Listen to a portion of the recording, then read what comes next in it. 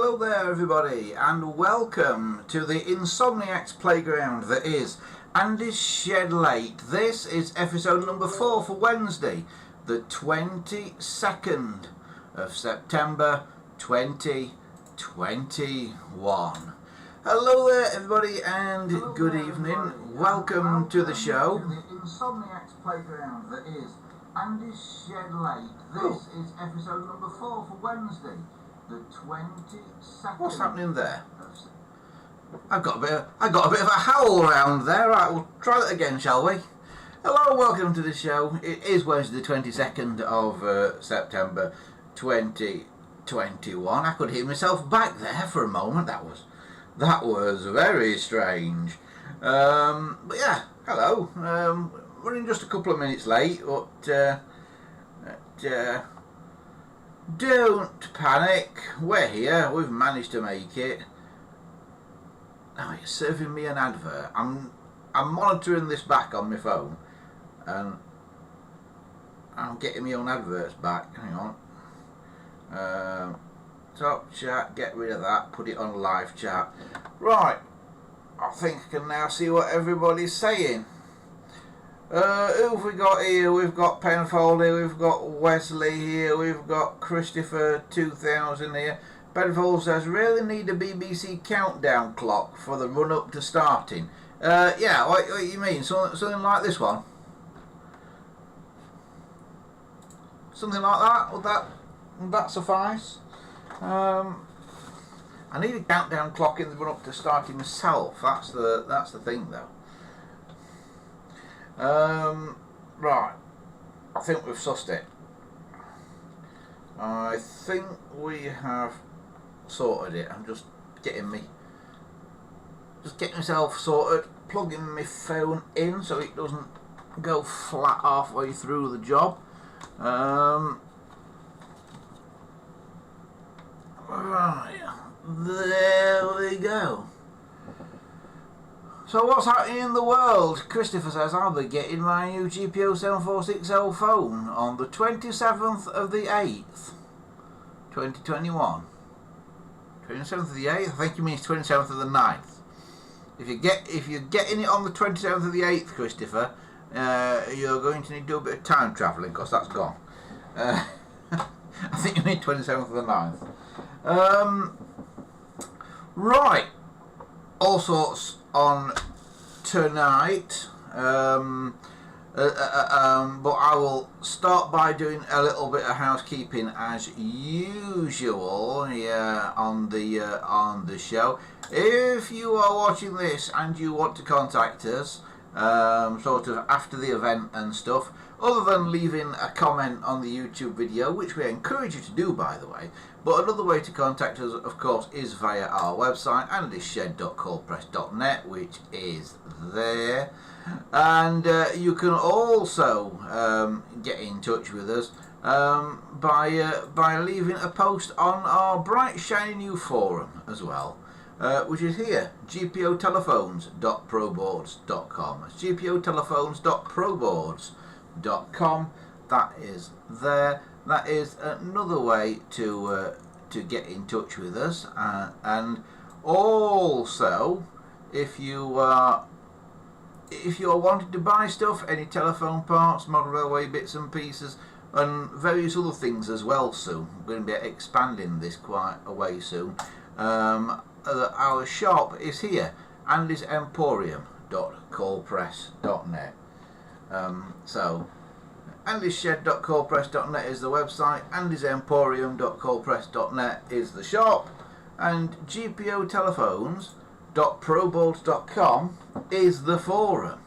So lots of places you can go to there and get in touch with us and see content when we're not actually broadcasting live like what we are now. Always something happening here. Always something happening. Yes, Christopher. 27th of the 9th, 2021 is when he's hopefully getting his new phone. Talking of getting things, Christopher, a package has arrived. Shall we see what's in it? Who? Right, how do you get in this? There,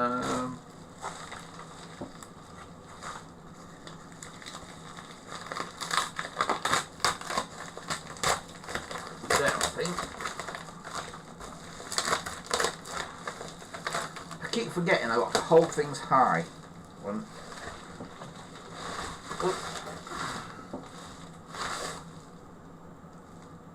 It's a box in a bag. There's the bag. There's the box. Hang on. Can you actually see this? There you go, now you can.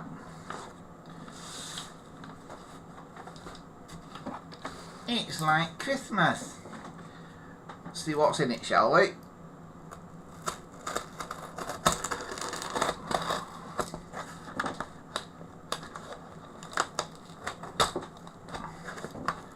Some of you know what's in it already. Well, let's see what's in here.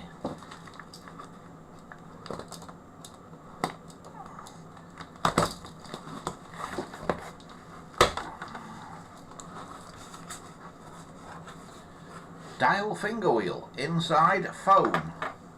Right, let's...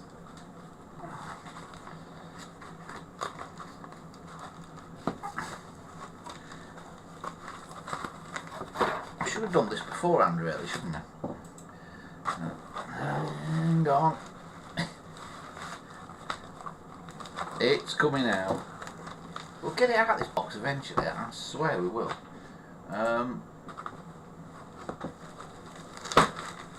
There we go. Right. Elving wheel, inside foam. Oh, oh, oh! Now there's a very useful bit for a start. This has come courtesy of our very old Christopher 2000 in Australia.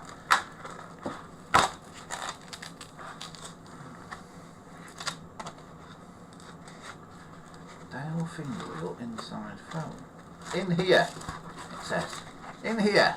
So even an idiot like me can understand it.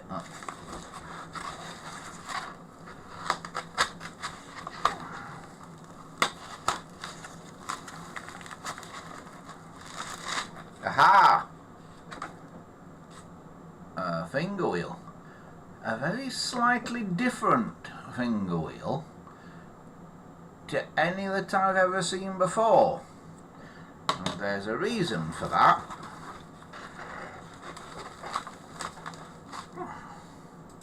And that reason is because in here should be, I believe, a dial number 12.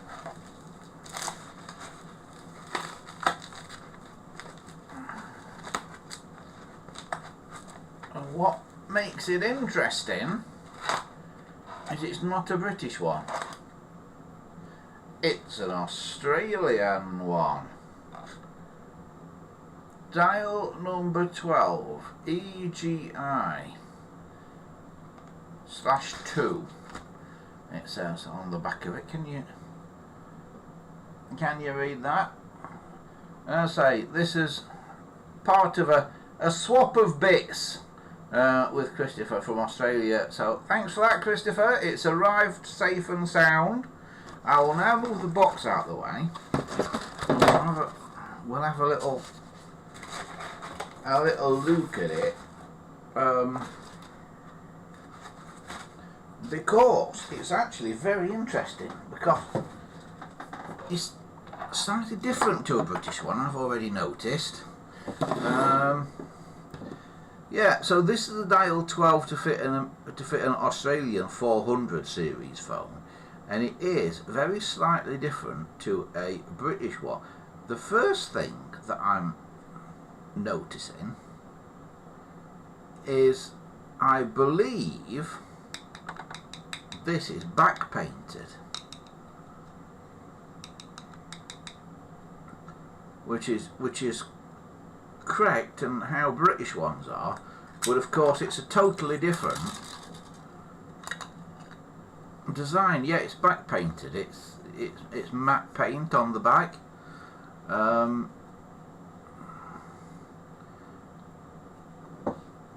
But that's a unique to Australia design. That is not a British thing at all. That we had nothing like that here, as far as I'm aware, in that design. The rest of it looks very much like a GPO dial 12. I can't see any real difference. It's very, very much like one.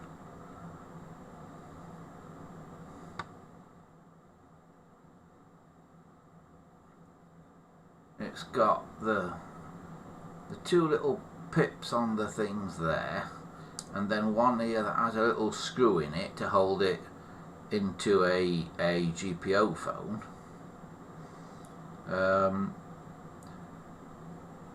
And in the GPO world, that would have a screw in it. In the world of Australian 400 series phones, though, it doesn't have a screw in it. What it has instead is this thing sticking into it. I don't know if you can see that in the back,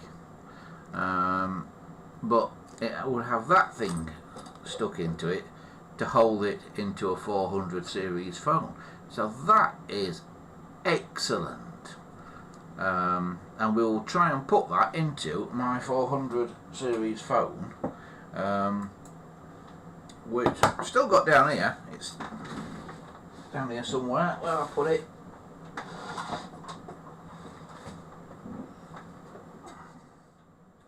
Here it is. This is my Australian 400 series phone. There is a problem in putting that dial into this phone, though, in that this dial that it's got, this dial 21, has been glued in by somebody at some point. It's absolutely immobile. So if anybody knows how to, or can suggest anything on how to unglue this, let us know in the chat or in the comments if you're after the event, or by going to the website andyshed.coldpress.net and sending us an email message from there. Because I can't put it down now without getting all tangled up. Because that dial is glued in. And it would be nice to get it out and change it and put a proper dial 12 into it. This is interesting. The finger wheel is interesting, because this is held together the way our stainless steel finger wheels are on British phones, but it's actually a plastic finger wheel. And on all our phones in the UK, they don't have this metal ring to hold the label cover on. On a plastic one. On a plastic one, they have a separate plastic opal. This was done away with, this method, for the plastic ones,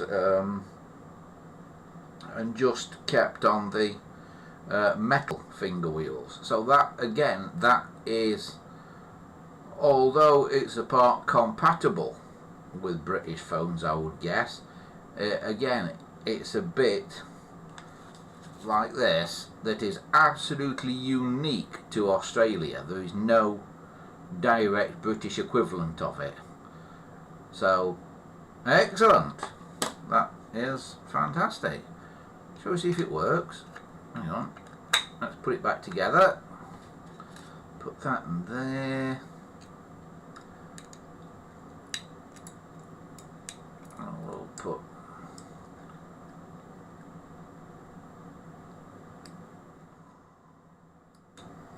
that in there, that in there, like that, and like that.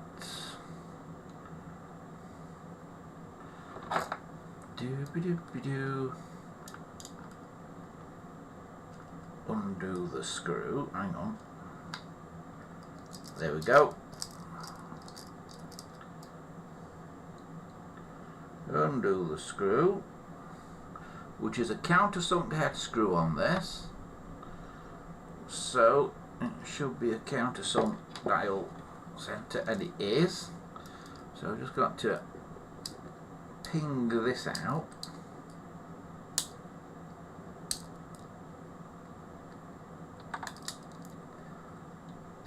Like so. Take the label cover off, like so.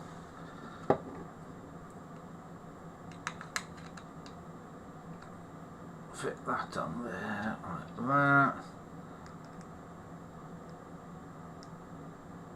Fit that back in there.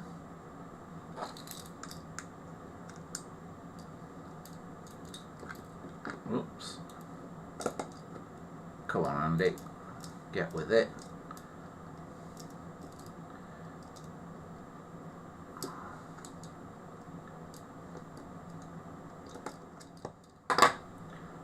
Doesn't that want to go in there?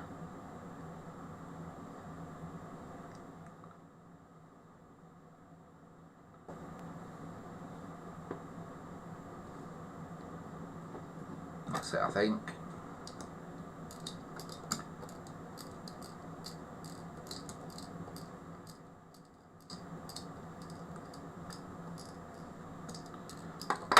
There we go. I can now fit the label cover again, making sure I get the little notch that's out of this. Don't know if you can see there's a little notch out of it over the hole at the bottom of the finger wheel there. Of course, through that notch and into that hole goes a little bent bit on the end of this to secure it in place. And then the rest of that clips back in, and there you go, and there it is,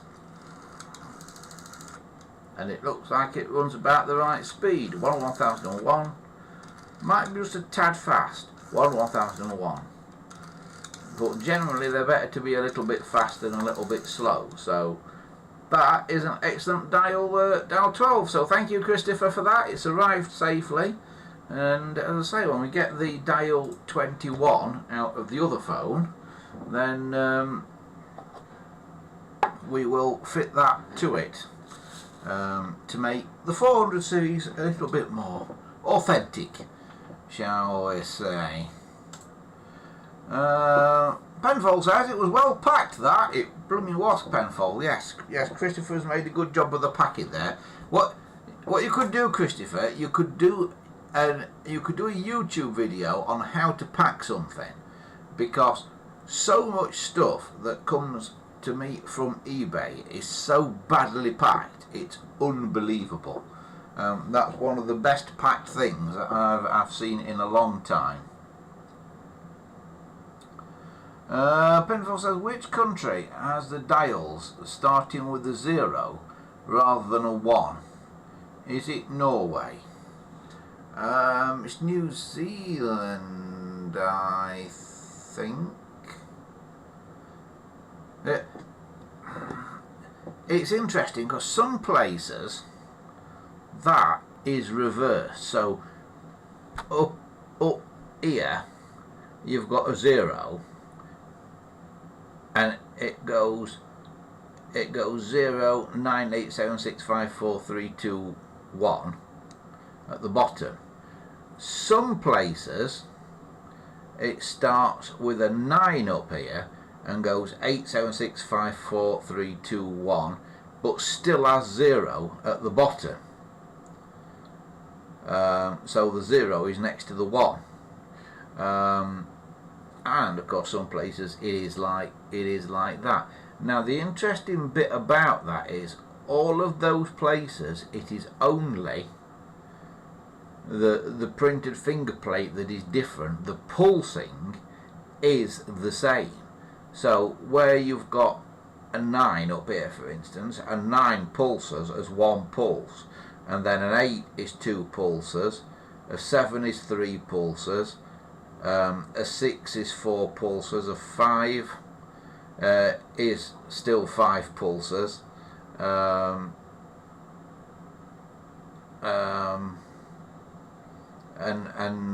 so on. So in those places the pulsing is still the same, but it's the numbers that are different. So if you take a foreign phone and plug it in those different places in the world, and one of them is New Zealand, I'm pretty sure, then you need to work on the location on the dial of the digit and not the digit itself. Does that make sense?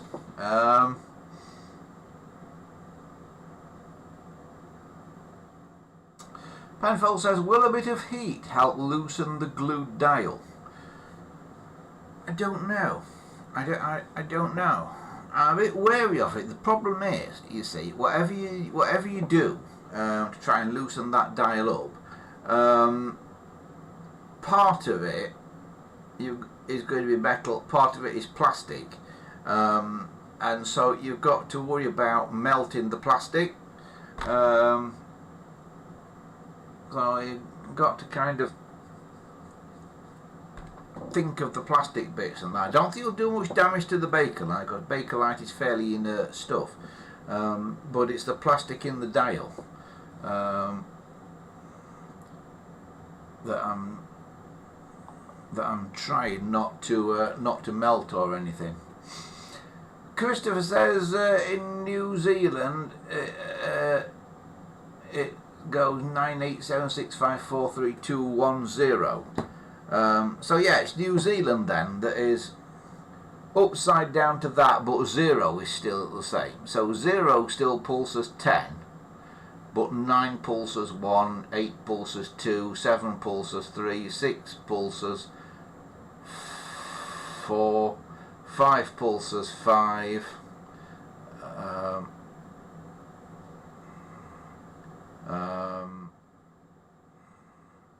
4 pulses 6, 3 pulses 7, 2 pulses 8,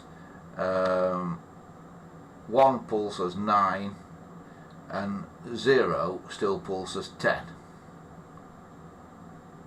Which if you think about it, that's kind of a more logical way around to it. I mean, that to me is the normal way around that way. But when you look at it, why is the 0 next to the 9? Surely the 0 ought to be really next to the 1, didn't it? Numerically speaking. But in terms of the number of pulses, it doesn't want to be next to the 1, because it's 10 pulses, isn't it? So it wants to be back to the 9 in terms of number of pulses. So yeah, you can have whatever. You can have your numbers on your dial in whatever order you want, provided your exchange is set up to understand that they're not that way mechanically in the dial. Mechanically, there's 1 pulse, 2 pulses, 3 pulses, 4 pulses, and always that way around. So if you get like a New Zealand phone, it works exactly the same as a British phone or an Australian phone. All you have to do, if you get a New Zealand phone in Australia, say, is put one of these dial plates into it, and it will work perfectly well in Australia, even though the numbers are in different places. I hope that made sense.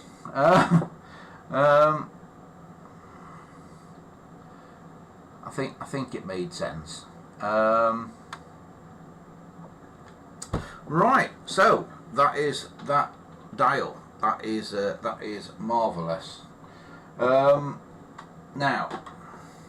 the other thing to tell you this week is, you know, we were talking about video machines a couple of weeks back, about U-matic video machines. Well, tomorrow I'm going on a road trip because I've bought 5 more. Not tapes, machines. So I'm on a road trip to that there London tomorrow to go and pick them up. So hopefully by the time we return on Sunday, there'll be some more video machines to show you. By the time we come back on Sunday, so that should be interesting, shouldn't it? Loads of those to come by Sunday. Oh, we've had another arrival this week in the telephone department as well. Not had a chance to do anything with it yet though. Alright, it's heavy, so bear with me. Everything is heavy these days. Is it just me that's getting old? Or is everything really heavy? Alright, here is the new arrival. There's not a camera anywhere that's quite on it either, that. Hang on a sec. Let me see if I can adjust this one a bit. And if I shove it over there, then there we go. Oh, hang on, what have I done? There we go. Now you can see as much as I can see now. This is a weatherproof telephone.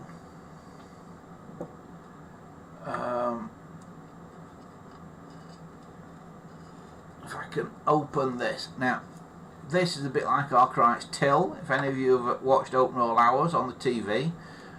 In that, you open it to use the phone, like that, and then it goes.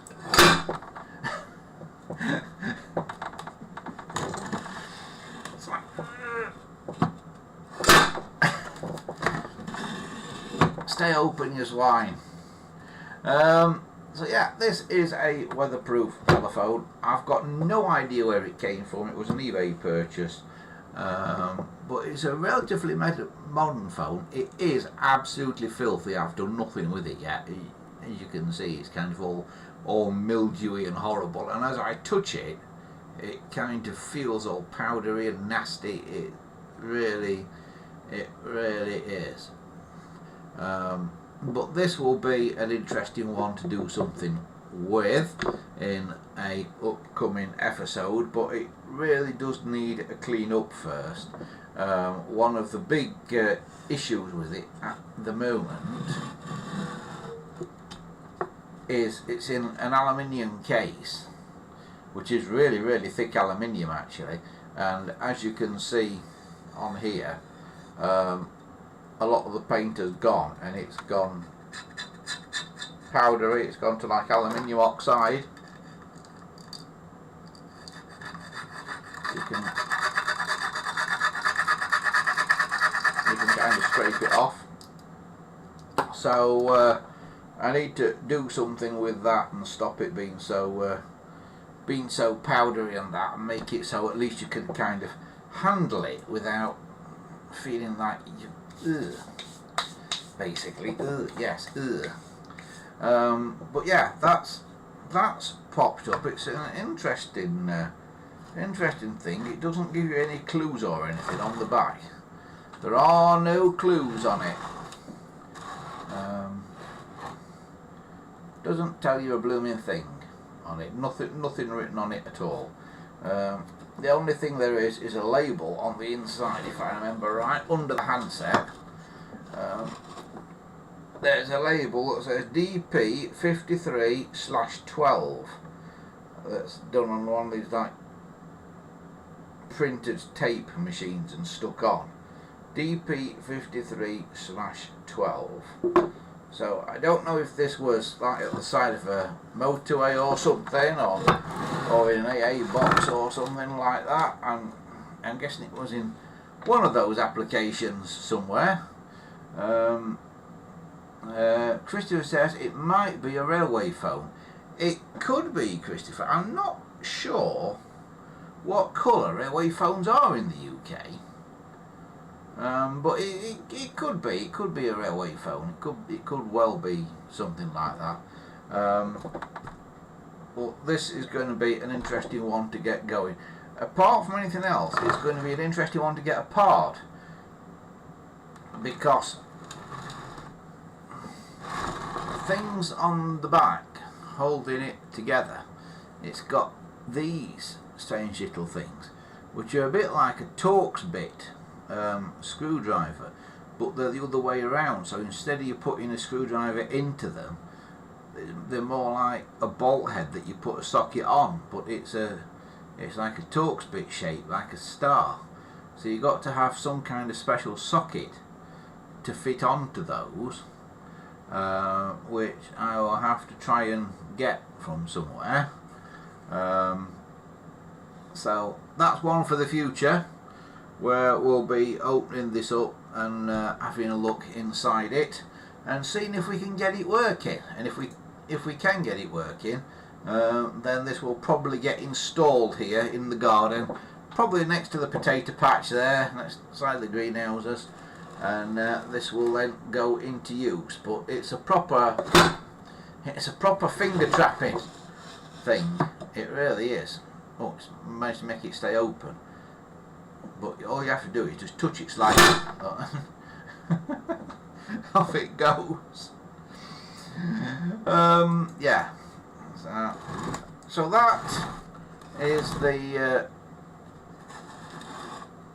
the weatherproof phone. So if anybody knows anything about these, again, get in touch with us. Particularly if you've got a wiring diagram or anything for it. Get in touch with us. There are at the bottom there is like a hole in it under there, you see. I don't know if you can see, but there's some screw terminals under there.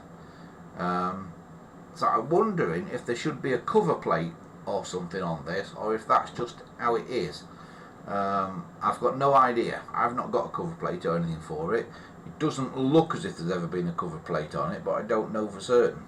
If you know more than me, get in touch, because it's an interesting thing, very different to anything else I've got in the collection. So it will be a bit of a challenge to get going, that one.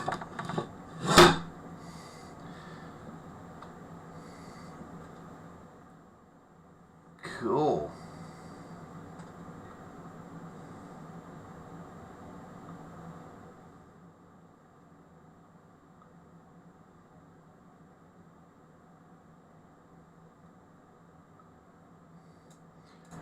Christopher says he's getting an old 1990 camera that uses 8mm tapes. I thought you'd already got one of those, Christopher. I thought you'd already got an 8mm video camera.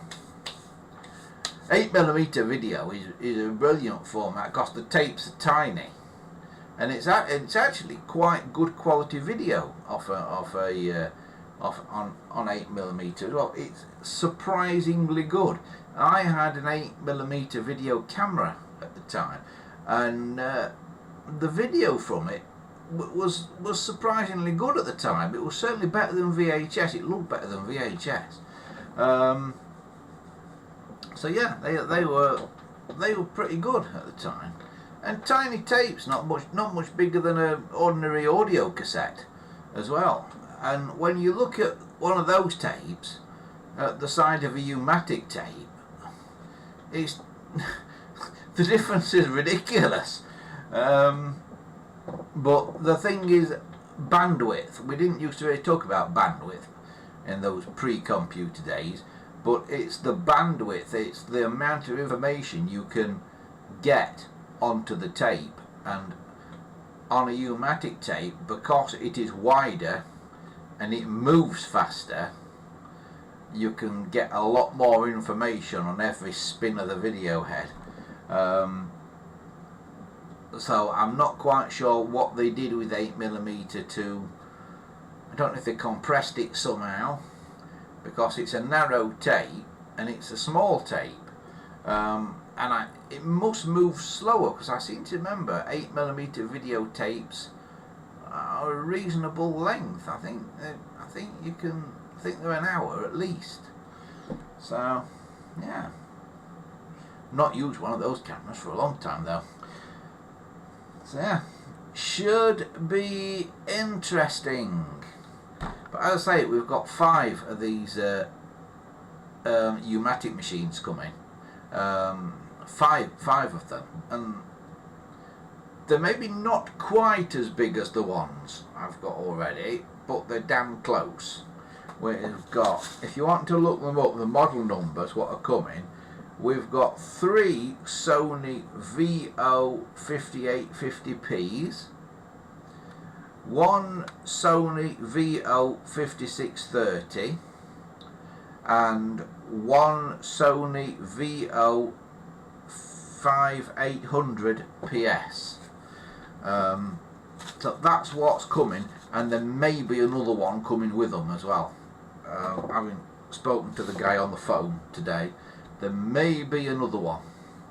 So it might turn into 6 video machines rather than 5. So I'm off down there tomorrow afternoon to go and get them. So the patrons amongst you will probably see a Patreon blog post later tomorrow about that. I'm trying to move this again. It's so heavy. Right. Put it on the floor.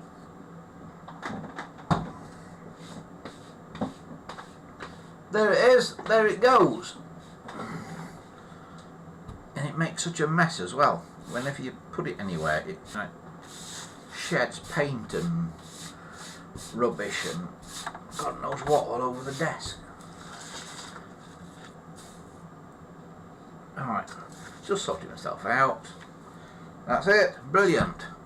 Right. Marvellous. Other news. I've not got it here actually. I've taken it up into the loft. But remember the 741 that we were restoring on Sunday, for those of you that were here on Sunday? It worked, but it just didn't ring, did it? Well, there wasn't anything really wrong with it. We'd not done anything wrong. It turned out that the clapper in the actual ringer mechanism, the clapper that's between the 2 bell coils, it was just not totally stuck, but it was unlubricated enough to make it too hard for it to move far enough to hit the bells. I just put a little bit of oil on the pivot points of the clapper mechanism, and it's now working fine. I can't show you because it's upstairs at the minute in the loft and I'm down here, but it is working fine. So that is now done, and that is another one that's been saved from being a parts donor and returned to being a working phone. So that's another one that will live again. What do people want to see us restore next is the question. If you've got anything particular that you'd like to see next go through the works, then let us know, and we'll try and do it. I'll do my best to try and do it for you. Right, I think that might be about as far as we go for tonight. I'm just checking there's nobody else with any questions or anything in the chat for the time being. Chris says, I've got older memories on 8mm tapes, and so I'm getting an old millimeter tape camera so I can play the old 8mm tapes I have. You could also get 8mm like VCRs as well. Who made them? I'm feeling it might have been Sony again, but you could certainly at the time, just for playing back tapes and things, get 8, and also recording them if you really wanted to, you could get 8mm VCRs, like little VCRs, to play 8mm tapes. I never had one, but I did see them. So if you're just wanting to play tapes back, Christopher, it might be better to look for one of those than actually have to put them into a camera every time. Because they were quite nice, neat, compact little thing, the 8mm VCRs. I think you could get them. Shall we have a look and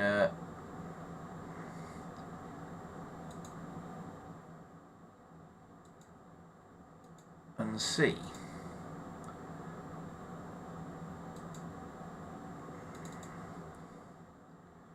Bear with me just one moment and I'll see if I can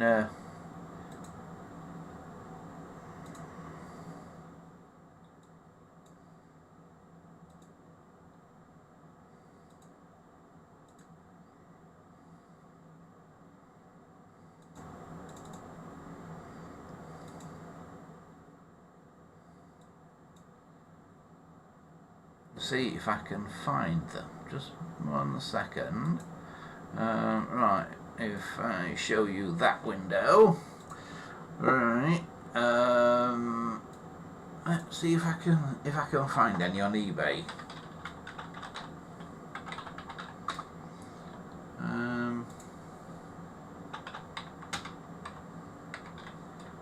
8mm VCR.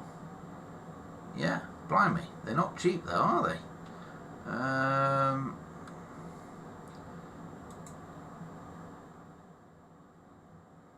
Yeah, there's one. That's one. So just like an ordinary VCR, but for playing 8mm tapes. Really, really interesting little thing. That's not actually as big as it looks on there. If you look at the actual tape drawer thing on it, you'll see it's not very big, the tape drawer. But it just amazes me how expensive old VCRs are these days. I mean, you couldn't give them away a few years ago. You know, you could buy them for a £5, and now they're back into the hundreds of pounds again.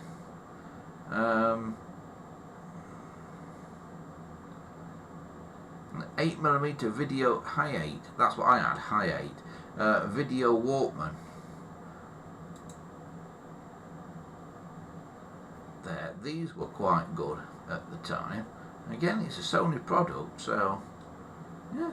But look at the price of it, £349.95. It's ridiculous. It's absolutely insane for like a 30-year-old piece of technology that may or may not work. You know, because something 30 years old. I was having a conversation with a chap today about this. We were talking about this, and he was talking about selling stuff on eBay. He says, I never sell it as working, he says, because if I'm selling something that's 30 years old, even if it is working, he says, it might pack up tomorrow, which is very true. I mean, capacitors and things dry out, yeah, that's a big problem, drying out capacitors. I wish I got £1 for every capacitor that I've changed. I would be a rich man. But yeah, these are the 8mm VCRs. I can probably, while I'm here, I can probably show you a picture of the things that I've bought. If I log in.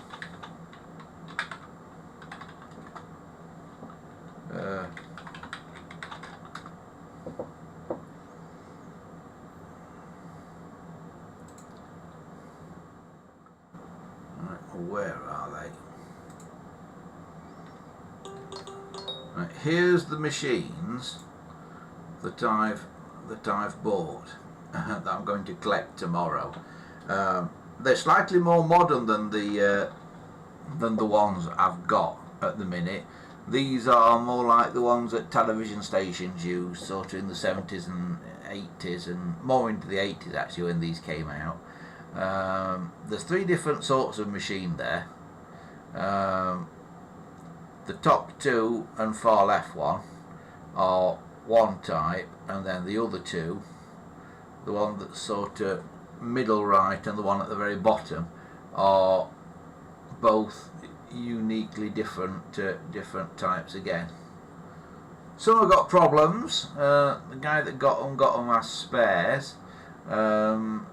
So he says they might be working, they might not, but the idea is to try and get at least one working one out of the 5, so I can eventually play back those tapes that I've got that I don't know what's on them. So that's the idea, to try and find out what's on those tapes. But here they are. That's a 5850. There's 3 of those.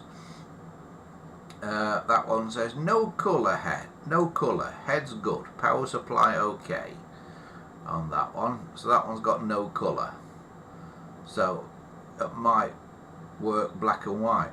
Now the reason that might have no colour is you might have been trying to play a high band taping it. You get like what they call high band and low band tapes. Now the guy I'm buying it off, I would have thought he would have known the difference between high band and low band, because he kind of knows his stuff about these. But if you play a low band tape in a high band machine, that's fine. But if you play a high band tape in a low band machine, it plays, but it only plays in black and white. It doesn't show the colour information, apparently, so I'm told. So that'll be one to have a look at and see if it works. Here's another one of the 5850s. That one looks good on the surface. Everything seems to be there. What's that one? Oh, that's a 5630, that one. Not sure what the differences are. Really? It's missing the Sony badge off the front, that one. It's also got less VU meters on the side, I think, and something. Oh, it's all different. Where the jog shuttle control is, bottom right on that. This one hasn't got one.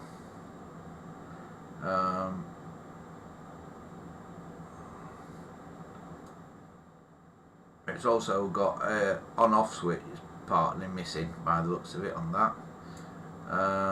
Another 5850. Loading ring needs a belt, solenoid clicking. Well, a solenoid is possibly clicking because it's trying to do something then can't because it's gummed up for some reason. So it may just need a clean. Loading ring needs a belt, that's no biggie. So that's a candidate possibly for getting working. Is that it? Oh, and there's the 5800 PS. Again, different sort of machine. That looks like it's all there. We will have to see how that one works out. But they're the machines that are arriving hopefully tomorrow. So watch this space maybe on Sunday, when you'll probably see me absolutely buried in ancient Sony U-matic video machines. So yeah, hopefully we'll finally get one working out of all this lot. That'd be quite good, wouldn't it? If we could finally get one that works, it'd be marvellous. So that's what is coming up. Christopher says, did you get the photos of the N1900 phone in Love Thy Neighbour? I have, Christopher. Yeah, they've come through. I've got them. We'll stick them all on next Sunday, the photos, because I've got quite a few now that I've got to do. So we'll do a gallery thing on Sunday, because it takes quite a bit of organising to get on my email and get them onto here. Oh, Gambo has joined us. He says, sorry I've not been on. I'm currently in Glasgow at a comedy gig with Kerry Goodwin. I will catch up later. Excellent. I was in Glasgow a couple of years back with Belinda Carlisle gig. We mended the stage at, what's the big venue called in Glasgow city centre? Is it City Hall? I think, is it City Hall? Glasgow City Hall? It's a big, relatively modernish venue in the city centre, and it's got a part hydraulic stage. So the front edge of the stage can be lifted or lowered depending on what act is in. So they can lift it to make the stage bigger, or they can lower it down to the auditorium floor level and put seats on it. And when we went to this Belinda Carlisle gig, it was half and half, and apparently they tried to lower it and it got stuck, this stage. Well, they'd had all sorts of engineers out to try and get it working again, and nobody could shift this stage. But by the time it had a couple of hundred of us jumping up and down to Belinda Carlisle on it, it went down, so we fixed it for them. Whether it's stuck down to this day, I don't know, but we certainly got it moving. So that's my great memory of Glasgow.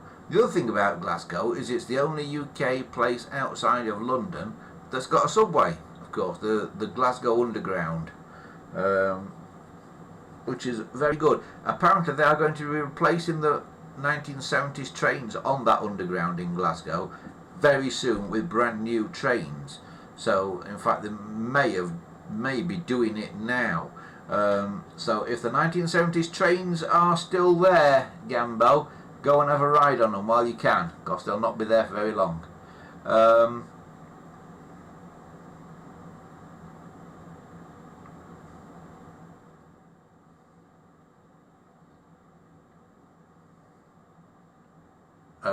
Chris says he already bought his 8mm video camera on eBay. It's coming soon. Brilliant. Right, I think I've caught up again. Okay, marvellous. So yes, so I'm off on my road trip tomorrow to fetch those. But it is just for tomorrow, hopefully. I'll be back by tomorrow evening, and then we'll be back here on Sunday for another Andy Shed Live. Around about 6 o'clock on Sunday, maybe a little bit later, because I'm off at a stationary engine event at Heed Windmill during the daytime on Sunday. So if I'm a bit late on Sunday, don't panic, I will be here. I've just got to get here, sort of thing. And timekeeping is not my strong point, as anybody will tell you. Christopher says it's cheaper to buy an 8mm camera than one of those VCRs. It certainly looks that way, doesn't it? Maybe the cameras aren't as desirable as the VCRs are, because everybody just wants to play the tapes back now. Nobody actually wants to record with a camera anymore, do they? Well, one of those, because you know, if you're wanting to record your memories now, modern cameras, of course, do it in much higher definition. But still interesting. It will be interesting to see how an 8mm camera holds up in the modern world.